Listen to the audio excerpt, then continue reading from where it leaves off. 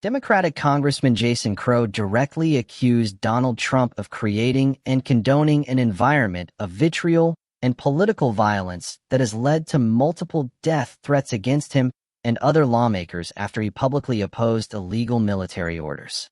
Republican Indiana state senators like Jean Lasing and Michael Bahachek have also received pipe bomb threats targeting their homes for resisting Trump's push to redraw congressional maps mid-cycle.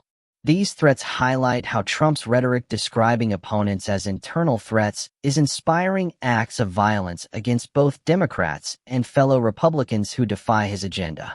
The year 2025 has been marked by intense scrutiny over inflammatory political language that many believe is fueling a surge in violent threats and acts against elected officials across party lines.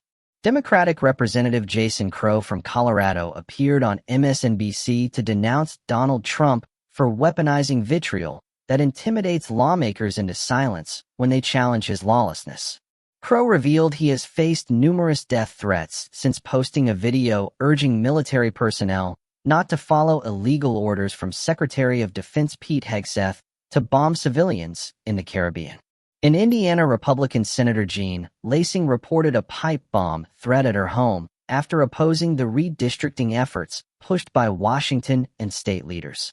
Similarly, Republican Senator Michael Bahachek received a bomb threat hours after announcing his no vote on the new map, partly due to Trump's use of a slur against people with intellectual disabilities.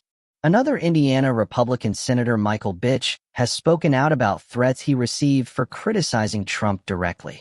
These incidents come amid broader debates following the murder of conservative figure Charlie Kirk, where Republicans blamed Democratic rhetoric while ignoring their own inflammatory words.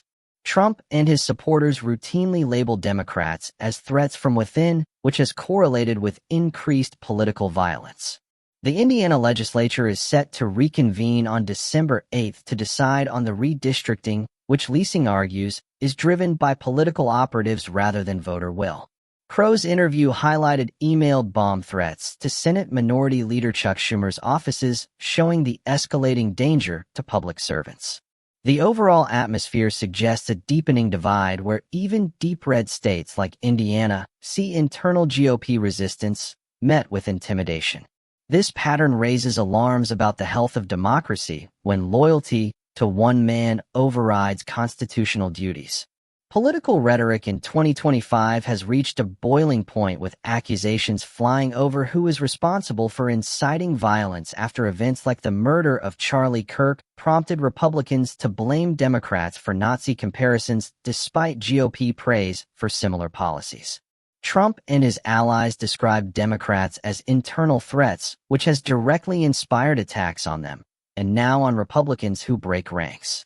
In Indiana, a deep red state, several GOP senators are facing threats for opposing mid-cycle redistricting aimed at favoring Republicans in upcoming midterms.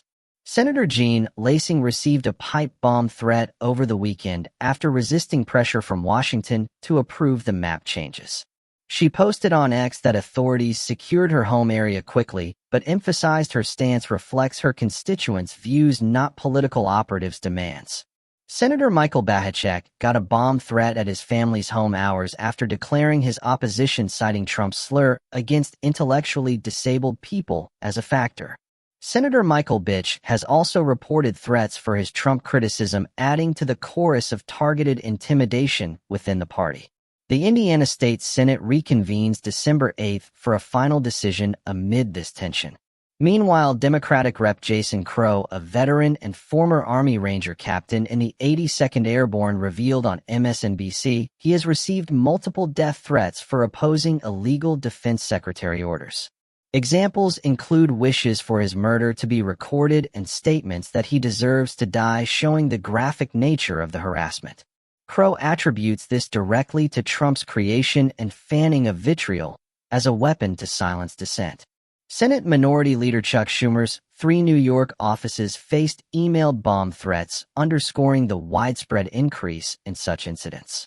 At the MSNBC studio, Democratic Congressman Jason Crow sat composed yet visibly resolute as he detailed the barrage of death threats flooding in after his video against illegal military orders went viral. The interviewer displayed samples of the vile messages on screen, including one hoping whoever blows his brains out records it for viewing pleasure, and another calling him a loser who deserves to die. Crow's voice remained steady but carried an undercurrent of defiance as he linked these directly to the environment Trump has cultivated. In Indiana, Senator Jean Lasing's home became a sudden crime scene when a pipe bomb threat prompted rapid response from authorities who swarmed the area to secure it over the weekend. She later took to X posting about the incident while reaffirming her opposition to redistricting that only a small fraction of her constituents support. Hours after Senator Michael Bahachek announced his no vote on the congressional map, his family's home was targeted with a bomb threat, forcing a frantic check by law enforcement. The timing suggested immediate retaliation from Trump supporters enraged by his criticism of the president's slur usage. Senator Michael Bitch's disclosures added to the chaotic atmosphere in the state capitol, where lawmakers now glance over shoulders amid criticisms of Trump. Chuck Schumer's New York offices turned into high-alert zones after emailed bomb threats arrived, prompting evacuations and investigations. The Indiana legislature building buzzes with tension ahead of the December 8th reconvening, where final votes could trigger more backlash. Crow's interview room felt charged as he recounted his military oaths and refusal to be cowed, emphasizing his life's commitment to the Constitution. Democratic Rep. Jason Crow reacted with unyielding resolve on MSNBC, vowing that Trump's attempts to intimidate him through threats would fail, as he has faced far worse in his Army Ranger days. He expressed disgust at the messages wishing for his murder, but used them to illustrate how Trump condones and fans such rhetoric to weaponize fear. Indiana Senator Jean Lasing defended her position publicly on X, arguing the redistricting push comes from operatives, not voters, and showed no sign of backing down despite the pipe bomb threat shaking her home. Senator Michael Bahachek linked his threat directly to his criticism of Trump's slur, highlighting a broader GOP unease with the president's language, even in red states. Senator Michael Bitch's coming forward about his threats for Trump criticism reveals internal party fractures where moral fiber still exists among some Republicans. In the wake of Charlie Kirk's murder, Republicans quickly pointed fingers at Democratic Nazi comparisons, ignoring their own praise for similar ideologies. Trump supporters demand absolute loyalty, treating any dissent as betrayal worthy of violence. Crow's background as an 82nd Airborne captain who saw comrades die for the oath fuels his determination not to yield now. Schumer's office threats drew condemnation, amplifying calls for de-escalation amid rising vitriol. These reactions underscore a shifting mood where Americans grow weary of constant threats and crave return to civil discourse. Lawmakers like Crow and the Indiana senators embody courage in pushing back against authoritarian pressures. The surge in threats against lawmakers like Jason Crow and Indiana Republicans exposes how Trump's rhetoric framing opponents as internal threats directly correlates with real-world violence, escalating suspicions about his role in fostering division. By condoning vitriol, Trump weaponizes it to silence critics, ensuring loyalty, Trump's constitutional duty, which Crow identifies as the greatest sin in Trump's eyes. In deep red Indiana, the resistance from senators like Lasing, Bahachek, and Bitch suggests even staunch GOP areas harbor doubts about mid-cycle redistricting's legality and ethics, viewing it as election fixing.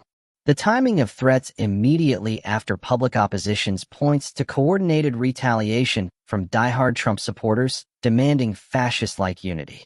Crow's veteran status adds weight to his analysis that Trump's lawlessness must be called out regardless of intimidation tactics. The graphic nature of threats wishing recorded murders reveals a dehumanizing underbelly to political discourse that Trump fans rather than quells. Schumer's bomb threats indicate this is no isolated issue, but a nationwide pattern affecting both parties when they defy Trump. Analyzing the broader context, the murder of Charlie Kirk shows hypocritical blame games where Republicans ignore their own inflammatory language. The December 8th Indiana reconvening becomes a flashpoint where votes could trigger more violence, heightening suspicions of orchestrated chaos. Overall, this pattern analyzes as a deliberate strategy to erode democratic norms, replacing them with fear-based allegiance to one man. The lingering sense from these threats is one of profound unease as Trump's America demands unwavering loyalty or faces violent backlash even from within his own party. Jason Crow's defiant stand leaves an impression of true American courage rooted in constitutional oaths that outshines the cowardice of those hiding behind vitriol. Indiana Republicans like Lacing Bahachek and Bitch evoke a bittersweet hope that moral integrity persists in red states against authoritarian pressures. The graphic death wishes against Crow hang heavy, underscoring how normalized political violence has become under Trump's influence. Schumer's office threats amplify the nationwide chill factor, where public service now requires bravery just to show up. The upcoming December 8th vote in Indiana looms suspiciously as a potential trigger for more chaos in an already tense atmosphere. Charlie Kirk's murder aftermath impresses the hypocrisy of blame shifting while ignoring rhetoric's real consequences. Overall, the mood shift suggests Americans are tiring of this endless cycle, craving warriors who fight for betterment, not division. Trump's ilk come across as pimpled behinds, lacking the fortitude they demand from others. This episode leaves a final impression that democracy's warriors from all sides will ultimately prevail by refusing to back down.